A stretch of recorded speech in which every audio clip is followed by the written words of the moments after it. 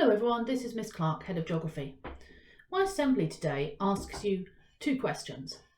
What have these two people got in common, and what's it got to do with you? So by the end of the assembly, my aim is that you're able to answer both of these questions. But let's deal with the first one first. What have these two people got in common? Well, one of these people is Evie Swire. She is currently 13 years old and lives near the town of Lyme, Regis. The other is Mary Anning, and in the picture she is thought to be about 43 years old, and Mary Anning lived in Lyme, Regis.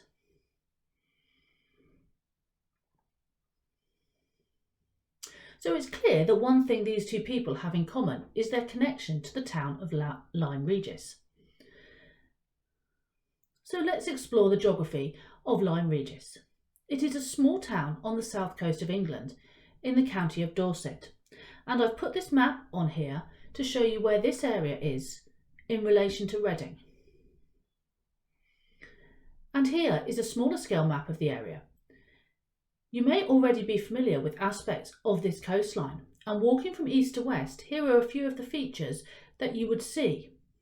Firstly, you've got Old Harry and Old Harry's wife, a stack and a stump. And then you have Lulworth Cove, and the iconic Durdle Door, an arch. And next you would come across a feature called Chesil Beach with the Fleet Lagoon behind it, before reaching the town of Lyme Regis. So the location of Lyme Regis is what makes it so important to this story. Now Lyme Regis is found on a part of the UK coastline known as the Jurassic coast. And of course you will be familiar with the term Jurassic from the films Jurassic Park. But the Jurassic was also a period in the Earth's history from 200 to 150 million years ago, during which time there were dinosaurs on the Earth. The Jurassic coast in the UK is an area where rocks that were laid down during the Jurassic periods can be seen at the Earth's surface. Because the rock layers have been tilted and warped by the tectonic forces of the Earth, the Jurassic rocks are exposed at Lyme Regis. Now, these Jurassic rocks were laid down when this part of Dorset was covered by a deep tropical sea, which was teeming with marine life. The type of rock that is now exposed at Lyme Regis is known as lias. Now, lias is a mixture of clays and thin layers of limestone, and the lias cliffs easily become saturated, especially during the winter, and this leads them to collapse with landfalls and mud flows. Now, the bottom or tongues of these mud flows are then washed away by the stormy winter seas, meaning that the new Jurassic rock is exposed every time there is a cliff collapse or erosion. Because of this, new fossils are frequently exposed and brought to the surface at Lyme Regis. These fossils are the skeletons of the marine animals that lived 200 million years ago during the Jurassic. They include ammonites and belemnites. Now, next thing that both Mary and Evie have in common is that their lives changed when they were 11 years old. Mary Anning's life changed completely in 1810 when she was 11 years old because her father died from tuberculosis and injuries he had sustained in a landslide. Mary's father, Richard, was born in 1766 and his wife Molly and he had 10 children. Only 2 of the children survived past infanthood, one of whom was Mary and the other her brother Joseph. The family were extremely poor. They were what was known as religious dissenters, people who were Protestant but had broken away from the Church of England. In order to make some extra money and to look after his family, Richard Anning often sold fossils that he had found to the 18th century visitors to Lyme Regis. Mary's father took her and her brother with him when he went fossil hunting, and Mary learned about fossils and geology from her father. Meanwhile, she learned to read at her Congregationalist Sunday school. And as she grew up, Mary continued to hunt for fossils, which she also cleaned, named, displayed and sold. Mary taught herself anatomy and geology from books, and she also dissected animals and fish to learn more about their skeletal structure. In 1811, aged 11, Mary made her first big find. She painstakingly dug out, cleaned up and assembled the skeleton of an unrecognisable creature that was 5.2 metres long. It most closely resembled a crocodile. Eventually, this newly discovered Jurassic creature was given the name Ichthyosaurus. At the time, most scientists assumed that the Ichthyosaurus was in Dorset by accident, or else it was a species that had since migrated elsewhere. At this time in history, the majority of people, even scientists, believed in the biblical account of creation, and notions of extinction and past climates were not widely recognised. Mary's Ichthyosaurus find was debated for years among the paleontology community, and more widely, it raised questions about the Earth's history. It's worth remembering that Darwin only wrote his Origin of the Species research 48 years after Mary had discovered the Ichthyosaurus. Mary went on to make further finds. In 1823, she discovered the whole skeleton of a plesiosaur. And here is the detailed drawing that she made of the skeleton. Despite all of her knowledge and research, a male paleontologist named Cuvier claimed that she had made up the findings, claiming that such an undertaking could not have been done by a woman. In 1828, Mary discovered the skeleton of the first pterosaur, now known as a pterodactyl, in the UK. She also pioneered the study of coprolites, or fossilised Jurassic poo, conversing frequently with William Buckland, the father of geology at Oxford University. And she also found that belemnites were part of the cephalopod family, which includes squids. So that's what Mary was doing, age 11. But what about Evie Swire? When Evie was 11, she was fossil hunting on Lyme Regis beach, and whilst doing so, she asked herself why there was no statue to celebrate Mary Anning's achievements in her hometown of Lyme Regis. Now, Evie couldn't rest with this question, and in response, she set up a campaign called Mary Anning Rocks, in order to campaign for a statue of Mary in Lyme Regis.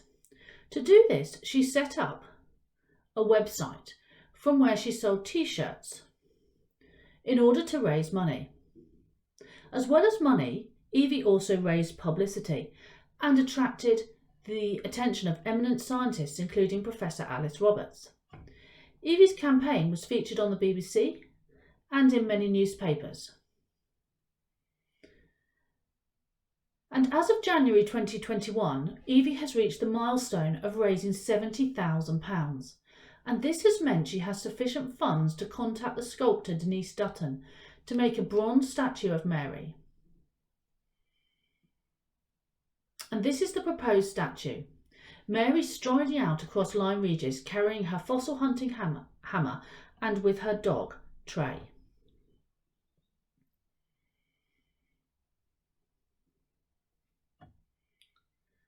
Now, Mary and Evie were born 209 years apart, and as such their lives are of course very different. But both faced huge challenges in realising their ambitions. As a woman in the 1800s, it was very difficult for Mary to have her work, her findings and her knowledge recognised.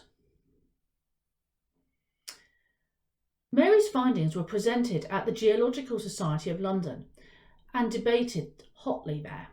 However, because Mary was a woman, she was not allowed to be a member of the Geological Society and was not even allowed to attend the meetings where her findings were shown. Furthermore, Mary was exploited by male fossil hunters and paleontologists. They would employ her to guide them around the cliffs at Lyme Regis and use her knowledge and skills to identify and prepare the fossils she had found with them. Many of these paleontologists and geologists published their findings, which relied on Mary's scientific descriptions without attributing anything to her. However, despite being a woman in the 1800s, Mary, through her knowledge of paleontology and her discoveries, changed how we understand the Earth's history and the evolution of life today. Now, Evie is also battling for women's achievements to be recognised. According to the Mary Anning Rocks website, 85% of statues in Great Britain celebrate the achievements and deeds of men, while only 2.7% of monuments commemorate named women. And apparently there are more statues in the UK of men named John than there are of any women. And in Dorset, where Mary and Evie lived, there are more statues of animals than there are of women. Evie and the Mary Anning Rocks movement are acting to right this inequality in the representation of women in history, and especially those who have transformed knowledge and understanding, such as Mary Anning. Furthermore, they believe that having a visible statue of Mary Anning recognises women, and specifically Mary's, contribution to science, and that by creating these visible statues, they hope to correct the "you can't be what you can't see" challenge that young women face today in terms of their futures and careers.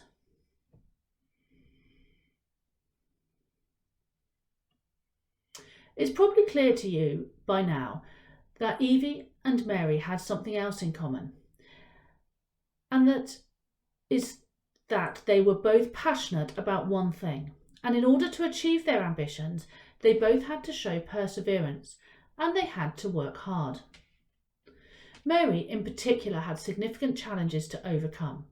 Mary was female, poor and nonconformist in the 1800s. Therefore her status was extremely low and her views and knowledge were given little credibility. Mary also had to face dangerous conditions when collecting fossils, including storm waves and landslides. Tragically, her dog Trey was killed in one, which narrowly missed Mary. Despite everything Mary achieved, she lived and died in poverty. However, she did not ever give up and continued to work with a few male geologists, notably William Buckland, who valued her knowledge and accomplishments. In recognition of Mary's impact on our knowledge about earth sciences, the Geological Society made her an honorary member shortly before her death. Of course, today Evie does not face the same magnitude of challenges which Mary had to overcome. However, her crowdfunding launch for Mary's statue was due to be held on Mary's 221st birthday in May 2020. Of course, this had to be cancelled because of coronavirus. However, undaunted, Evie changed her plans and rather than crowdfunding, decided to sell her Mary Anning Rocks t-shirts and to hold an auction of fossil-related items. She also had to put an emergency campaign into place to raise the funds to purchase a letter in which Mary wrote about coprolite and her plesiosaur findings that suddenly came up for auction. And furthermore, despite already raising £70,000, Evie still needs to raise a further £30,000 before the statue can be fully installed. So, we started with the question, what do these two people have in common? To answer the question, and in summary, both Evie and Mary display a passion coupled with an ambition.